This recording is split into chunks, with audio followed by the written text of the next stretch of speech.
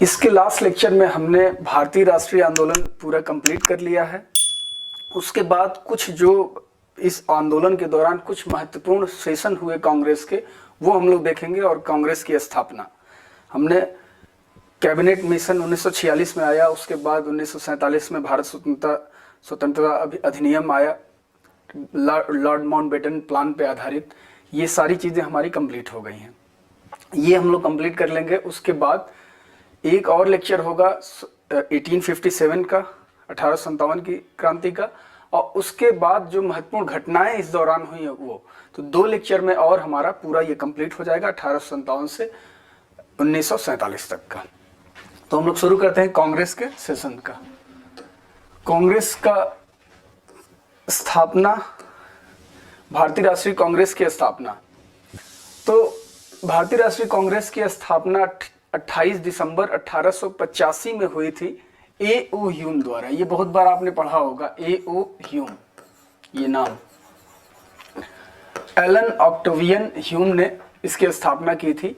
ये एक retired British अधिकारी थे जिन्होंने 28 दिसंबर 1885 को मुंबई में गोकुलदास तेजपाल, एक संस्कृत महाविद्यालय था, वहां पे इसकी स्थापना हुई थी। और इसकी प्रथम अध्यक्षता W.C. बनर्जी ने किया था, व्योमेश चंद्र बनर्जी, इन्होंने इसकी अध्यक्षता की थी। ठीक है, कहां पे हुआ था? मुंबई में। प्रथम अध्यक्षता W.C. बनर्जी ने की थी। इसका नाम इंडियन नेशनल कांग्रेस दादा भाई नौरोजी के सुझाव पे रखा गया था। ठीक है, ये भी ध्यान रखना, कई बार पूछा हुआ क्वेश्चन है। टोटल 72 प्रतिनिधियों ने भाग लिया था, 72 प्रतिनिधियों ने भाग लिया था। ये सारे लोग, ये उसी समय का ये पिक्चर डिपिक्ट कर रहा है, वही कि 72 प्रतिनिधियों ने भाग लिया था कुल। देश के सभी क्षेत्रों तक पहुंच स्थापित करने के लिए विभिन्न क्षेत्रों में कांग्रेस के सत्र आयोजित करने का निर्णय लिया गया। कांग्रेस अभी नई नई संस्था थी, तो कांग्रेस की पहुंच आम जनमानस में हो, इस वजह से यह तय किया गया कि कांग्रेस का सेशन हमेशा नई नई जगहों पे भारत के नए नए क्षेत्रों में होगा। तो ये भी डिसाइड हुआ। दूसरा, अधिवेशन का अध्यक्ष उसी क्षेत्र से चुना जाता था जहां कांग्रेस अधिवेशन का आयोजन किया जा रहा हो। अधिवेशन का, कांग्रेस सेशन का जो अधिवेशन होता था, उसका अध्यक्ष अमूमन उसी क्षेत्रों से, उन्हीं क्षेत्रों से चुना जाता था जहां पे उसका सेशन चल रहा हो। जैसे कलकत्ता अधिवेशन में, अगर कलकत्ता में हो रहा अधिवेशन, तो फिर कलकत्ता का कोई होगा, वो अध्यक्षता करेगा। अमूमन ये फॉलो किया जाता था। जब आप कांग्रेस के सेशंस के अध्यक्ष, चेयरमैन को देखेंगे तो आपको ऐसा नहीं मिलेगा कि हमेशा ये फॉलो किया गया, लेकिन हाँ, ऐसा बहुत बार आपको देखने को मिलेगा। उसके बाद जिस समय भारतीय राष्ट्रीय कांग्रेस की स्थापना हुई थी, उस समय भारत का वायसराय कौन था? ये आता है क्वेश्चन। उस समय भारत का वायसराय डफरिन था, लॉर्ड डफरिन। लॉर्ड रिपन के बाद डफरिन आया था, तो कौन था? Lord Dufferin. अब कांग्रेस के बारे में विभिन्न क्रांतिकारियों और बहुत सारे लोगों की अलग अलग राय थी, वो हम देख लेते हैं। कई बार ये डायरेक्ट क्वेश्चन पूछता है कि ये कांग्रेस के बारे में ये विचार किसका है। तो लॉर्ड डफरिन ने कांग्रेस की आलोचना और व्यंग करते हुए कहा है, उसको क्या कहा था? अल्पसंख्यकों की संस्था कहा था। क्या कहा था? अल्पसंख्यकों की संस्था। माइक्रो माइनॉरिटी का रिप्रेजेंटेशन करती है कांग्रेस, ऐसा डफरिन का मानना था, क्योंकि बहुत कम लोगों ने पार्टिसिपेट किया था। इसका जो प्रथम कांग्रेस का प्रथम अधिवेशन हुआ था, वहां पे सिर्फ 72 प्रतिनिधि आए थे। इस कारण से इसको डफरिन माइक्रो माइनॉरिटी की संस्था कहता था। कर्जन कहता था कि कांग्रेस पतन के ऊपर व्याख्या करते हुए कहा है कि कांग्रेस अपने पतन की ओर लड़खड़ाती हुई जा रही है, और यह मेरी इच्छा है कि मैं इस दृश्य को देखूं। लॉर्ड कर्जन कहता था कि कांग्रेस अपने पतन की तरफ लड़खड़ा रही है, और मेरी बड़ी इच्छा है कि इसे मैं मरते हुए देखूं कांग्रेस को। ये लॉर्ड कर्जन का स्टेटमेंट है। ये कई बार ये क्वेश्चन भी आ चुका है। 1905 में जो कांग्रेस बंगाल विभाजन के लिए उत्तरदायी कौन था? Lord Curzon. बाल गंगाधर तिलक भी कहते हैं कि कांग्रेस एक भीख मांगने वाली संस्था है। शुरुआत में कांग्रेस में ज्यादातर नरम दल के नेता थे, इस कारण से उन्होंने कांग्रेस को भिक्षा मांगने वाली संस्था कहा। किसने? बाल गंगाधर तिलक ने। फिरोज शाह मेहता कहते हैं कि कांग्रेस पूर्ण भारत का प्रतिनिधित्व नहीं करती है, इसलिए कांग्रेस की आवाज जनता की आवाज नहीं है। ये किसका कथन है? फिरोज शाह मेहता। 1947 में आजादी प्राप्त करने के बाद गांधी जी ने भी कहा था कि भारतीय राष्ट्रीय कांग्रेस जिस उद्देश्य से बनाई गई थी भारत को आजादी दिलवाने के लिए, वह उद्देश्य अब पूरा हो चुका है, इसलिए कांग्रेस को समाप्त कर देने का सुझाव दिया गांधी जी ने। तो ये सारे कांग्रेस के बारे में बड़े लोगों की जो राय थी, जो स्टेटमेंट दिया था, वो सारी चीजें थी। इससे क्वेश्चंस आते हैं। गोपाल कृष्ण गोखले। अब कांग्रेस के जो भी इंपॉर्टेंट सेशन हुए हैं वो हम देख रहे हैं। तो सबसे पहले हम देखते हैं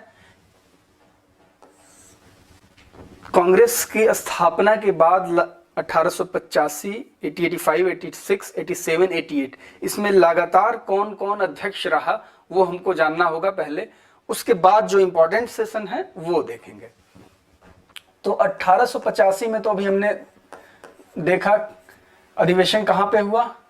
मुंबई में हुआ, ठीक। और अध्यक्षता किसने की? डब्ल्यू.सी. बनर्जी ने की। डब्ल्यू.सी. बनर्जी ने अध्यक्षता की।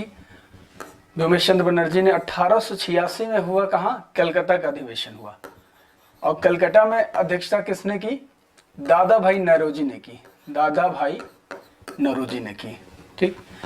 1887 में अध्यक्षता मद्रास में हुआ और अध्यक्षता किसने की? बदरुद्दीन तैयब जी। बदरुद्दीन तैयब ने इसकी अध्यक्षता की। और 1888 में इलाहाबाद अधिवेशन होता है इलाहाबाद में, और इसकी अध्यक्षता किसने की? George Yule. George Yule. ये सारे नाम आपको याद रखने हैं, बहुत महत्वपूर्ण है। ये चारों याद होना चाहिए। 85, 86, 87, 88 शुरुआत के चारों अधिवेशन कहां, कब, कैसे हुआ। और बदरुद्दीन तैयब जी ये पहले मुस्लिम अध्यक्ष हुए, ये भी आपको ध्यान रखना है 87 में मद्रास के सेशन में। और जॉर्ज यूल पहले क्रिश्चियन या पहले ब्रिटिश अध्यक्ष हुए कांग्रेस के, ये भी ध्यान रखना है। तो ये हो गया हमारा कि शुरुआत में कौन कौन, किन लोगों ने शुरुआत के 4 सालों में अध्यक्षता की और कहां पे कांग्रेस का सेशन हुआ। अब महत्वपूर्ण सेशन हुआ वो देखते हैं। 1905 में वाराणसी का कांग्रेस सेशन होता है, जिसकी अध्यक्षता गोपाल कृष्ण गोखले करते हैं। 3 चीजें हमें देखना होता है कि कब हुआ, कहां पे हुआ और किसने अध्यक्षता की। और उस कांग्रेस के सेशन में कुछ इस तरह का बहुत महत्वपूर्ण कार्य हुआ हो, कोई रेजोल्यूशन पास हुआ हो, तो उसको भी देखना होता है। तो 1905 में हुआ बनारस सेशन और अध्यक्षता गोपाल कृष्ण गोखले ने की। गोपाल कृष्ण गोखले को गांधी जी का गुरु भी माना जाता है। 1905 में लॉर्ड कर्जन द्वारा, ये आप ध्यान दीजिए कि ये 1905 वही समय है जब बंगाल का विभाजन होगा और कांग्रेस का सेशन हो रहा है। तो कुछ ना कुछ बंगाल से संबंधित, बंगाल विभाजन से संबंधित कुछ ना कुछ रेजोल्यूशन पास होगा, तो वही हुआ। 1905 में लॉर्ड कर्जन द्वारा हिंदू और मुस्लिमों को अलग करने के लिए बंगाल का विभाजन किया गया था। इसी विभाजन का विरोध हेतु इस अधिवेशन का आयोजन किया गया था और इसमें स्वदेशी आंदोलन का समर्थन किया गया था। तो आपको ये शब्द याद रखना है, स्वदेशी।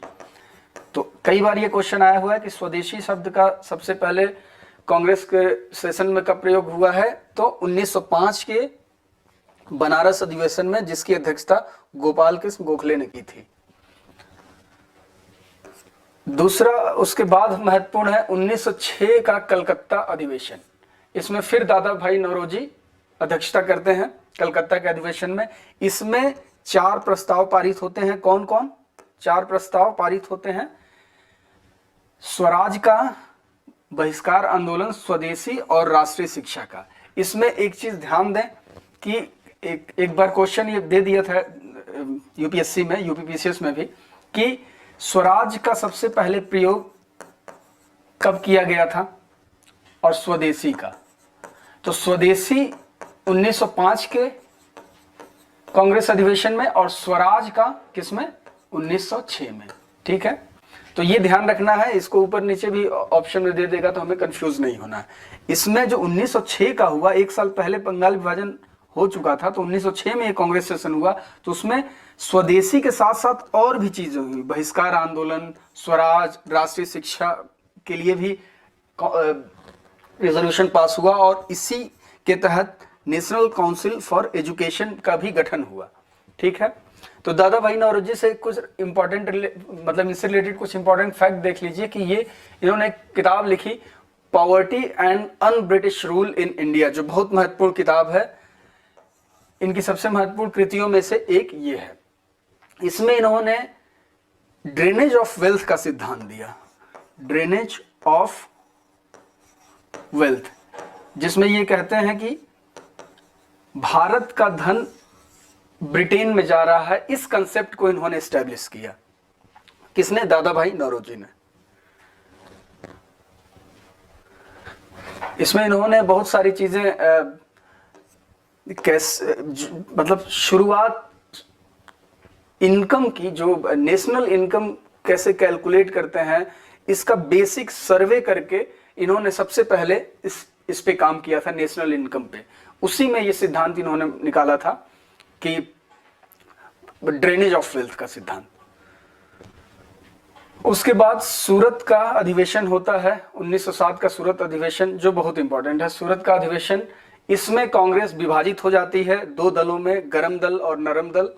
तो सूरत का अधिवेशन हर एग्जाम में लगभग, अगर इस सेशन से आता है क्वेश्चन तो इससे आ जाएगा। तो सूरत का अधिवेशन की अध्यक्षता किसने की थी? रास बिहारी घोष ने की थी। अध्यक्ष पद को लेकर के ही कांग्रेस के सेशन में विवाद हुआ। जो गरम दल के लोग थे वो तिलक को चाहते थे अध्यक्ष बने, और जो नरम दल के लोग थे वो लोग चाहते थे रास बिहारी बोस बने। इसी बात पे कांग्रेस में विभाजन हो गया, नरमपंथी और गरमपंथियों में। कांग्रेस के अंदर दो दलों का निर्माण हो गया, जिसमें एक दल में वह लोग थे जो ब्रिटिश सरकार से अपनी बात प्रार्थना के रूप में व्यक्त करते थे, और दूसरे लोग वो थे जो ब्रिटिश सरकार से संघर्ष करके अपनी मांगे पूरा करवाना चाहते थे। वे गरम दल के लोग कहलाए। ठीक है ना? लाल बाल पाल, लाला लाजपत राय, बाल गंगाधर तिलक और बिपिन चंद्र पाल, ये लोग गरम दल को रिप्रेजेंट करते थे। उसके बाद ये जो स्प्लिट हुआ, कांग्रेस स्प्लिट जो हुआ 1907 में, वो दोबारा 1916 में क्या हो गए? दोनों नरम दल और गरम दल आपस में मिल गए। इनका पैचअप हो गया किसमें? 1916 में। ठीक, तो 1916 का लखनऊ अधिवेशन बहुत इंपॉर्टेंट है, बहुत बार एग्जाम में आता है। तो ये इसकी अध्यक्षता किसने की थी? लखनऊ के अधिवेशन की अध्यक्षता एसी मजूमदार, अंबिका चरण मजूमदार ने की थी 1916। इसमें दो बहुत महत्वपूर्ण कार्य हुए। पहला तो कांग्रेस मिल गई, गरम दल और नरम दल दोनों एक हो गए, और दूसरा हुआ लखनऊ पैक्ट। इसमें लखनऊ पैक्ट में क्या हुआ? मुस्लिम लीग और कांग्रेस के बीच एक समझौता हुआ, जिसके तहत मुस्लिम लीग की ये बात मान ली गई कि वो सेपरेट इलेक्टोरल की बात जो है, सेपरेट वो रिप्रेजेंट करेगा मुस्लिमों को। इस बात को अग्री कर लिया कांग्रेस ने, उसी को कहा जाता है लखनऊ पैक्ट। और इस चीज को, लखनऊ पैक्ट को, बहुत सारे लोग हिस्टोरियंस ये मानते हैं कि यही पाकिस्तान बनने की नींव बन गया। कौन सा? लखनऊ पैक्ट। तो ये हो गया 1916 का कांग्रेस अधिवेशन। 1916 का जो कांग्रेस अधिवेशन हुआ, इसमें गरम दल और नरम दल को मिलाने में महत्वपूर्ण भूमिका जो रही वो थी श्रीमती एनी बेसेंट। उनकी बहुत महत्वपूर्ण भूमिका थी, और इनके अलावा बाल गंगाधर तिलक भी, दोनों लोग आए थे। एनी बेसेंट भी आई थी, और उसके बाद ये कांग्रेस के नरम दल और गरम दल दोनों आपस में मिल गए। उसके बाद होता 1917 का कलकत्ता अधिवेशन। कलकत्ता अधिवेशन होता है, जिसकी अध्यक्ष श्रीमती एनी बेसेंट बनी। कांग्रेस की पहली महिला अध्यक्ष, बहुत इंपॉर्टेंट है ये, कांग्रेस की पहली महिला अध्यक्ष कौन थी? श्रीमती एनी बेसेंट, ये ध्यान रखना है। और ये आयरलैंड की रहने वाली थी। बेसिकली वो थियोसॉफिकल सोसाइटी से जुड़ी हुई थी, और यह कांग्रेस अधिवेशन की पहली महिला अध्यक्ष बनी। अब महिला अध्यक्ष के मामले में एक क्वेश्चन और आता है कि भारतीय महिला कौन पहली बनी जिन्होंने कांग्रेस की अध्यक्षता की? तो वो थी सरोजनी नायडू। कानपुर सेशन 1925 में हुआ, उसकी अध्यक्षता सरोजिनी नायडू ने की थी।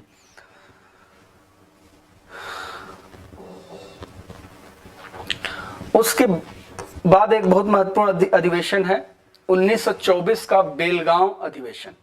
ये इस लिहाज से महत्वपूर्ण है क्योंकि गांधी जी ने सिर्फ एक कांग्रेस सेशन की अध्यक्षता की थी और वो था बेलगांव का अधिवेशन। ठीक है, तो इसीलिए यही इसका सबसे बड़ा अचीवमेंट है कि गांधी जी ने पूरे जितने कांग्रेस के सेशन हुए उसमें सिर्फ एक ही की अध्यक्षता की, वो कौन सा, बेलगांव। तो ये हो गया, अध्यक्षता की और वहां बेलगांव में आयोजित हुआ था, इस कारण से इसको बेलगांव का कांग्रेस का बेलगांव सेशन कहा जाता है।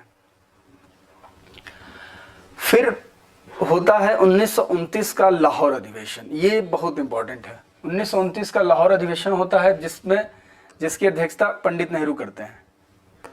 कौन करता है? जवाहरलाल नेहरू करते हैं इसकी अध्यक्षता।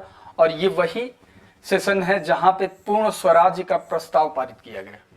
इसके बाद जो है डोमिनियन स्टेट की जो बात होती रहती थी ब्रिटिश गवर्नमेंट द्वारा, उस चीज को खारिज कर दिया गया। इस लाहौर अधिवेशन में नेहरू रिपोर्ट को खारिज कर दिया गया। ठीक, तो पूर्ण स्वराज का प्रस्ताव कब किस में पारित हुआ था? लाहौर अधिवेशन में 1929 में। पूर्ण स्वतंत्रता के लिए सविनय अवज्ञा आंदोलन भी शुरू किया जाना था, उसके लिए भी रिजोल्यूशन पास हुआ किसमें? लाहौर अधिवेशन में। और 26 जनवरी को स्वतंत्रता दिवस के रूप में मनाए जाने की घोषणा की गई लाहौर अधिवेशन। तो लाहौर अधिवेशन इसलिए बहुत इंपॉर्टेंट है, पूर्ण स्वराज यहीं से शुरू हुआ। 1929 से शुरू हो गया। पूर्ण स्वराज की जो डिमांड थी वो 1929 में लाहौर अधिवेशन में जब रेजोल्यूशन पास हुआ, संकल्प पारित हुआ, तो उसके बाद हर जगह पूर्ण स्वराज की बात होने लगी, टोटल इंडिपेंडेंस। उसके बाद 1931 में कराची अधिवेशन होता है जिसकी अध्यक्षता सरदार वल्लभ भाई पटेल करते हैं। तो कराची अधिवेशन भी इंपॉर्टेंट है। अब ये गांधी इरविन समझौता जो हुआ था उसका समर्थन करते हैं किसमें? कराची अधिवेशन में गांधी इरविन समझौता। असहयोग आंदोलन शुरू हुआ, गोलमेज सम्मेलन में गांधी जी कांग्रेस ने भाग लेने नहीं गई लंदन, तो उसके बाद गांधी इरविन समझौता हुआ। जो गांधी इरविन समझौता हो गया तो उसको लेजिटिमाइज किया गया कराची की कांग्रेस अधिवेशन में, और इसके बाद गांधी जी एग्री हो जाते हैं गोलमेज सम्मेलन में पार्टिसिपेट करने के लिए, तो सेकेंड राउंड टेबल कॉन्फ्रेंस में जाते हैं। तो गांधी इरविन समझौते का समर्थन किया गया कराची अधिवेशन में। महात्मा गांधी इसके बाद दूसरे गोलमेज सम्मेलन में आईएनसी का प्रतिनिधित्व, मतलब इंडियन नेशनल कांग्रेस का प्रतिनिधित्व करने के लिए लंदन जाते हैं। इस अधिवेशन में पहली बार मौलिक अधिकारों के प्रस्ताव को पारित किया गया था, और इसी के साथ अधिवेशन में गांधी जी द्वारा यह कहा गया कि गांधी मर सकते हैं पर गांधीवाद नहीं। ये क्वेश्चन आया हुआ है, गांधी मर सकते हैं पर गांधीवाद नहीं, किस कांग्रेस के सेशन में कहा गया था? तो कराची अधिवेशन में कहा गया था 1931। ठीक, एक और चीज इसमें पूछा हुआ है कि मौलिक अधिकार का जो प्रस्ताव पारित हुआ, इसको प्रस्तावित किसने किया? तो प्रस्तावित किया पंडित नेहरू ने, और अध्यक्ष वल्लभ भाई पटेल थे, उन्होंने उसको अलाउ किया। ठीक है, तो किसने प्रस्तावित किया? पंडित नेहरू ने। तो ये सारे क्वेश्चंस आए हुए हैं। उसके बाद दो बहुत इंपॉर्टेंट अधिवेशन होते हैं कांग्रेस के, जिसको हमेशा चर्चा में रहता था उस समय। कौन सा? त्रिपुरी अधिवेशन। इसको कांग्रेस का त्रिपुरी संकट भी कहा जाता है। इसके पहले क्या हुआ वो देख लेते हैं। पहले 1938 में हरिपुरा अधिवेशन हुआ जिसमें सुभाष चंद्र बोस कांग्रेस के अध्यक्ष हुए 1938 में, और अगले साल 1939 में भी कांग्रेस समिति के कांग्रेस कार्यकारिणी के लोगों ने दोबारा सुभाष चंद्र बोस को ही अध्यक्ष चुन लिया 1939 में। कब त्रिपुरी अधिवेशन जब हुआ उसमें दोबारा कांग्रेस का अध्यक्ष सुभाष चंद्र बोस को चुन लिया गया, और दूसरी तरफ इनके प्रतिद्वंदी जो गांधी जी जिसका समर्थन करते थे वो खड़े थे पट्टाभी सितार मैया।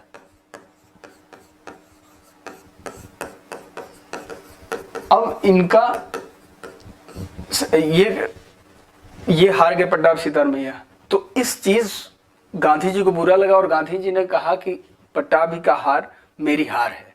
तो ये गांधी जी का इज्जत रखने के लिए सुभाष चंद्र बोस ने इस पद से, कांग्रेस के पद से इस्तीफा दे दिया। और इस्तीफा देने के बाद उन्होंने नए पार्टी फॉरवर्ड ब्लॉक की स्थापना की। और इस बार जो कांग्रेस के चेयरमैन बने, कौन बने? डॉक्टर राजेंद्र प्रसाद। डॉक्टर राजेंद्र प्रसाद उसके बाद चेयरमैन बने। तो ये कुछ इसका बेसिक हो गया, क्या हुआ। दूसरी ये चीज कि कांग्रेस का जो एक ओवरऑल इमेज था वो बहुत ही सॉफ्ट पॉलिटिक्स का था। मतलब कोई भी इस तरह का उग्र आंदोलन शुरू करना, इस तरह का प्रोएक्टिव पॉलिटिक्स नहीं था।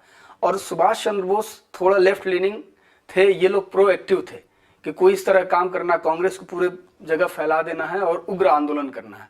लेकिन गांधी जी इस सुभाष के इस विचार से सहमत नहीं थे और इसी कारण से उन्होंने, सुभाष चंद्र बोस ने चाहते थे कि थोड़ा रिवाइव हो ये, और वो कार्यकारिणी में ऐसे सदस्य चाहते थे जो लोग थोड़ा प्रोएक्टिव हो करके आंदोलन कर सके।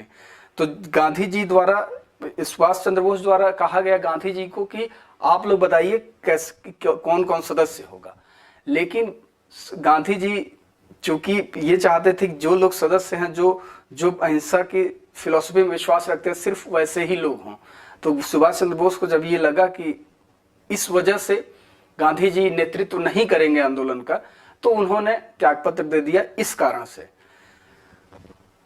तो ये हो गया क्या, 1939 का त्रिपुरी अधिवेशन।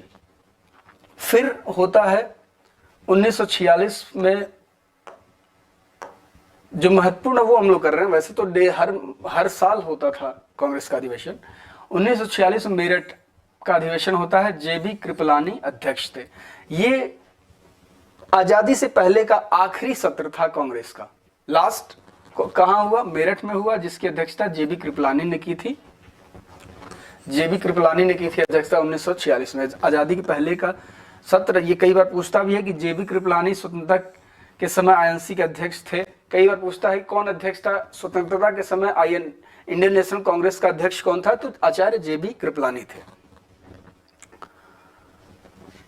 उसके बाद कुछ इंपॉर्टेंट क्वेश्चन हम लोग प्रैक्टिस कर लेते हैं, जो इनमें कुछ छूट गया होगा वो इसमें कवर हो जाएगा। और इसके अलावा और भी हम लोग क्वेश्चन करेंगे तो उसमें सारी चीजें कवर हो जाएंगी, इंडियन नेशनल मूवमेंट की, कांग्रेस की और सभी की। भारतीय राष्ट्रीय कांग्रेस के पहले अधिवेशन की अध्यक्षता किसने की थी? तो ये तो अभी हमने किया था, डब्ल्यू.सी. बनर्जी ने किया था। ठीक, डब्ल्यू.सी. बनर्जी ने किया था अध्यक्षता। 1885 में कांग्रेस का मुंबई में हुआ था गठन। तेजपाल, गोकुलदास तेजपाल संस्कृत महाविद्यालय में 72 प्रतिनिधि थे। ये सारी चीजें हमको मोटा मोटा इसमें याद रखनी है। 1909 में भारतीय राष्ट्रीय कांग्रेस के लाहौर अधिवेशन की अध्यक्षता किसने की थी? मदन मोहन मालवीय ने की थी। मदन मोहन मालवीय ने। ठीक, कांग्रेस के पहले अधिवेशन के समय ब्रिटिश सरकार का वायसराय कौन था? तो डफरिन था। डफरिन। निम्नलिखित में से किस अधिवेशन में कांग्रेस दो भागों में बंट गई, नरम दल और गरम दल? तो सूरत स्प्लिट, मतलब सूरत अधिवेशन में। कब? 1907 में।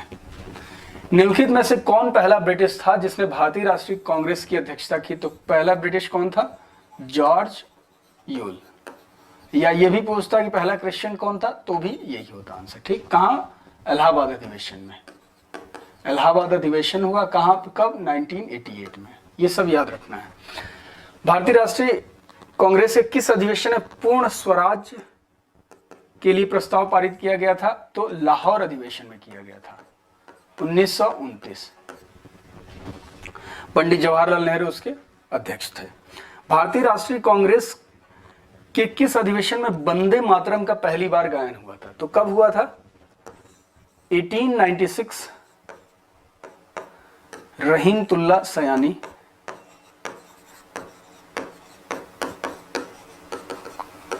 कलकत्ता अधिवेशन। तो ये तीनों चीज ध्यान रखनी है। 1896 में कलकत्ता अधिवेशन में, और कौन चेयरमैन था? रहीमतुल्लाह सयानी के अध्यक्षता में वंदे मातरम का सबसे पहली बार गायन किया गया। भारतीय राष्ट्रीय कांग्रेस जिस अधिवेशन में वंदे मातरम को पहली बार गाया गया, उसकी अध्यक्षता किसने की? रहीमतुल्लाह सयानी ने। स्वतंत्रता के बाद जयपुर में आयोजित भारतीय राष्ट्रीय कांग्रेस के अधिवेशन के अध्यक्ष कौन थे? जब भारत स्वतंत्र हो गया 1947 में, उसके बाद 1948 में पहला सेशन हुआ कांग्रेस का, तो उसके अध्यक्ष कौन थे? पट्टाभी सितार मैया थे। ठीक है, सितार मैया। कहां पे हुआ था? वो जयपुर में ये हुआ था सेशन कांग्रेस का, पट्टाभी सितार मैया। ये वही थे जो 1939 में सुभाष चंद्र बोस से हार गए थे चेयरमैनशिप में। तो ये गांधी जी के समर्थक थे। कांग्रेस के पहले अधिवेशन में कुल कितने सदस्य शामिल हुए थे? तो 72। तो इस तरह कुछ इंपॉर्टेंट फैक्ट्स याद कर लेना होता है हमें, क्योंकि आता है ये सारे एग्जाम्स में। इसके बाद हम लोग जो भी इंडियन नेशनल मूवमेंट के दौरान कुछ महत्वपूर्ण घटनाएं हुई हैं उस पे एक क्लास होगा, उसके बाद 1-2 और लेक्चर और होगा, फिर हमारा ये पूरा कंप्लीट हो जाएगा।